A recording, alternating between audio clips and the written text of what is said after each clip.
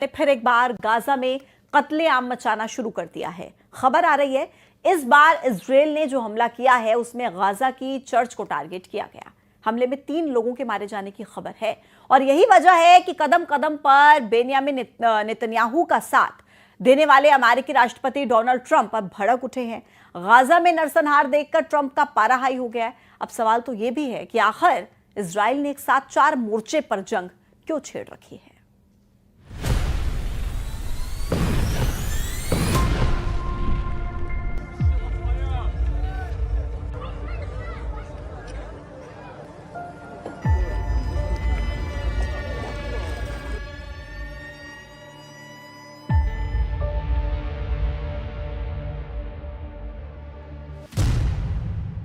Gaza में Israel का फिर कोहराम। आईडीएफ के हमलों की जद में आई चर्च। सिविलियन पर बरसा आईडीएफ का बारूद। गाजा में कत्लेआम पर भड़के ट्रंप।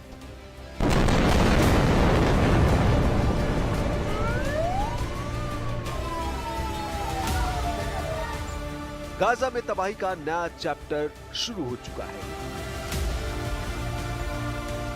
सीरिया में भयानक बमबारी करने के बाद गाजा एक बार फिर आईडीएफ के निशाने पर आ गया है।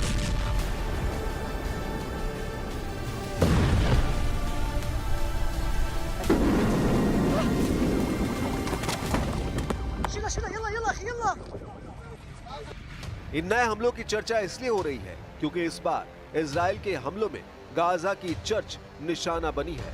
यही वजह है कि कैथोलिक चर्च पर हुए इस धमाके ने पूरी दुनिया को हिला दिया है। दीर अल बलाह में मौजूद हॉली फैमिली चर्च गाजा की इकलौता कैथोलिक चर्च थी जो इजरायली टैंक शेलिंग की चपेट में आ गई। इस चर्च में बुजुर्ग, महिलाएं और विकलांग लोग शरण लिए हुए थे। खबर है कि इजराइल के इस हमले में 3 लोगों की मौत हुई है जबकि 10 से ज्यादा लोग घायल हुए हैं जिनमें चर्च के पादरी फादर गैब्रियल रोमानेली भी शामिल हैं। यही वजह है कि कैथोलिक चर्च ग्रुप ने भी इस हमले की निंदा की है। दावा किया जा रहा है कि जिस वक्त यह हमला हुआ उस वक्त चर्च में 600 लोग मौजूद थे। ربنا يحط السلام ويهدي القادة السياسيين اللي بخوضوا هذه القرارات الصعبة انهم يلتفتوا للآلام الإنسانية ولهذا الفقد ولهذا الموت. وقفنا اليوم في دفن المواطن سعد سلامة وهو حارس للكنيسة والمخيم النزوح، والسيدة المربية فمية عياد وهي ناظرة مدرسة ومربية أجيال كانوا خارجين من صلاتهم وبعد ذلك تم استهدافهم الموضوع।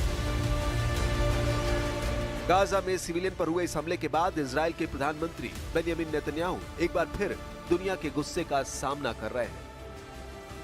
जानकारी के मुताबिक अमेरिकी राष्ट्रपति डोनाल्ड ट्रंप का पारा इस हमले के बाद से हाई है। व्हाइट हाउस की प्रेस सचिव कैरोलिन लेविट के मुताबिक ट्रंप इस हमले के बाद से बहुत ज्यादा गुस्से में है।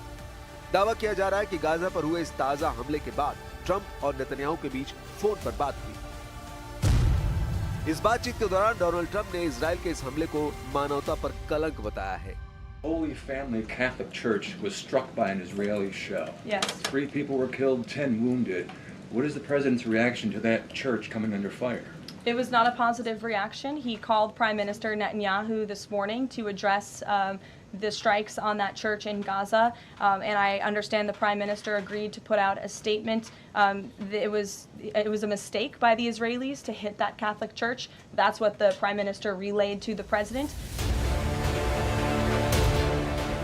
खबर तो ये भी है कि इस दौरान नेतन्याहू की तरफ से गलती को माना गया है और दुनिया को जांच का भरोसा दिलाया गया है।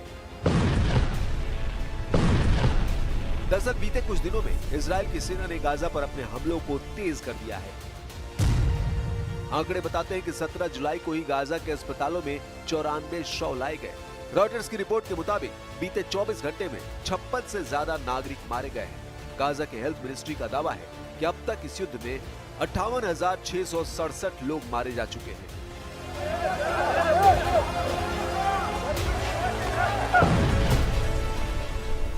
वर्ल्ड हेल्थ ऑर्गेनाइजेशन का कहना है कि इजराइल के इन हमलों की वजह से गाजा में हेल्थ सिस्टम पूरी तरह से कोलैप्स हो चुका है। क्योंकि हर दिन इजरायली हमले में गाजा के स्कूल, अस्पताल, मस्जिद और अब चर्च को भी निशाना बनाया जा रहा है।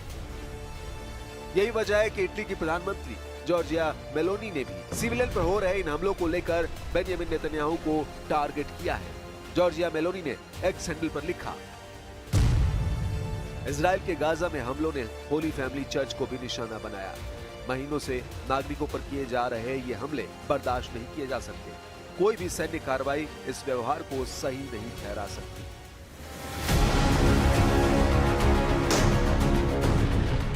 जंग की शुरुआत से ही इजराइल के प्रधानमंत्री इस बात का दावा कर रहे हैं कि उनकी सेना के टारगेट पर सिर्फ आतंकी ठिकाने हैं। लेकिन कड़वी सच्चाई ये भी है कि इजराइल की इस बमबारी में बेहिसाब आम लोगों की भी मौत हुई है। यानी इस जंग की कीमत सीधे तौर पर आम लोगों को चुकानी पड़ रही है। और इस बार जिस तरह से इजरायली बारूद की इज्जत में चर्च आया है, उसने दुनिया के बहुत बड़े धड़े को इजराइल के खिलाफ भड़का दिया है। इसे ऐसे समझा जा सकता है कि वेटिकन सिटी की तरफ से इसे सैन्य हमला बताया है। पोप लियो की तरफ से इस हमले को लेकर शोक व्यक्त किया गया है।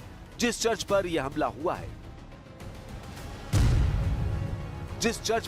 हुआ है, उस चर्च को दिवंगत पोप फ्रांसिस के साथ निकटता के लिए जाना जाता है, क्योंकि पोप फ्रांसिस युद्ध के दौरान इस चर्च के समुदाय के साथ फोन पर संपर्क में रहते थे।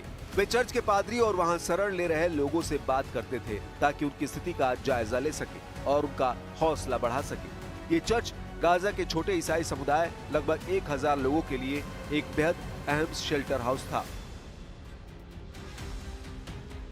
यानी इजराइल इस हमले के बाद से बुरी तरह घिर गया है, क्योंकि इस बार हमला गाजा में चर्च पर हुआ है, जिसका असर ये हो सकता है कि बेंजामिन नेतन्याहू को पश्चिम से जो समर्थन हासिल हो रहा है, उस समर्थन में कमी आ सकती है और नेतन्याहू सरकार पर सीज फायर का दबाव बनाया जा सकता है।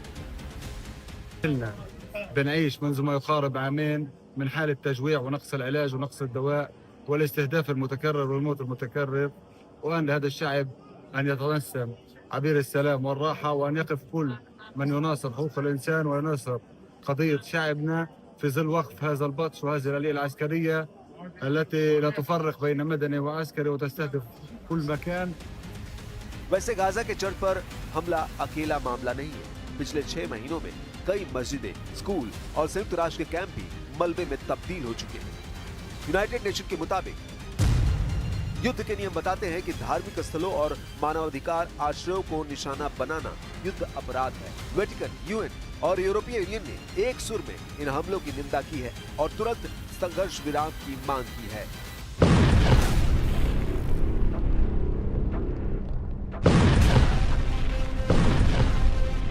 इस बीच सीरिया में सीज फायर के बाद इजराइल के प्रधानमंत्री बेंजामिन नेतन्याहू ने सीरिया को लेकर अपनी नीति साफ कर दी है। सीरिया पर सीरियल धमाकों के कुछ घंटों बाद इजराइल के पीएम की तरफ से कहा गया कि अगर जरूरत पड़ी तो फिर कार्रवाई करेंगे। यही नहीं, इस दौरान उन्होंने